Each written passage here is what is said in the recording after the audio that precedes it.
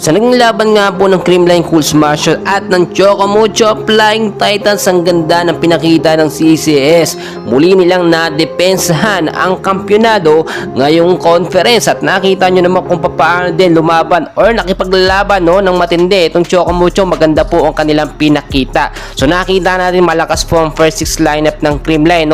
Yung sinasabi natin na pang malakas ang first 6 ay ginamit po si Eliza Valdez, Kyle Negrito, Risa Sato, Pangs Panaga, Tots Carls at Gemma Galanza. Wala po sa first 6 si Bea De Leon. Sa Chocomucho naman sa first 6 nila si Maddie Madeag, Isa Molde, Dina Wong, Ortiz Tubino at Cici Rondina. Noong set 1 po mga kaibigan, nakita nyo naman talagang di kita yung score dyan. Maganda ang ofensa ng both team at talagang lumalaban po sila ng maayos. Nakita nyo rin naman yung chemistry dito at momentum ng Creamline hindi po nagbabago. Do kinakapa nila kung paano nila kukontrahin yung malakas po na palo ni Cici Rondina. Hinahanapan po nila ng butas or kahinaan itong si Cici Rondina, which is siya po talagang scoring machine. Nakita natin ng Chocomucho Flying Titans. So di kita yung score hanggang matapos po yung set 1, pero nakuha po ng Chocomucho yung pagkapanalo sa score nga po na 24-26. Then pagdating naman po ng set 2, nagpa-timeout itong si Coach Sharon Meneses. Nakita natin binago yung estratehiya,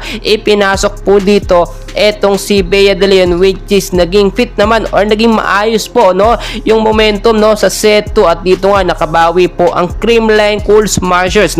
Pabago-bagong sistema ng CCS para hindi nababasa ng Chocomucho. Kapag ka napapagod po ang first 6 lineup, ipinapasok po yung mga bench player na bibigyan sila ng kahit mailiit na pagkakataon or maliit na oras po sa game dito sa final. So nakuha po ng Chocomucho ang pagkapanalo dito nga po sa set 2 sa score ng 25-20 naman ang Chocomucho Flying Titans. Pagdating po ng set 3 mga kaibigan, nakita naman natin dito maganda pa o nagtuloy-tuloy pa yung magandang sistema, chemistry at momentum ng CCS, kaya muli nilang natalo. Score nga po na 25-21 ang Chocomucho Flying Titans. So 2-1 na po pagdating mga kaibigan ng set 4. Nakita natin medyo nakakalamang po sa early at middle po ng set 4 itong Chocomucho Flying Titans, pero tulad ng nangyayari lagi pong humahabol etong Creamline habang tumatagal kasi lumalakas ang ofensa at ang depensa ng CCS at hindi talaga sila nagpapatalo. Never say die nga po ang CCS ngayon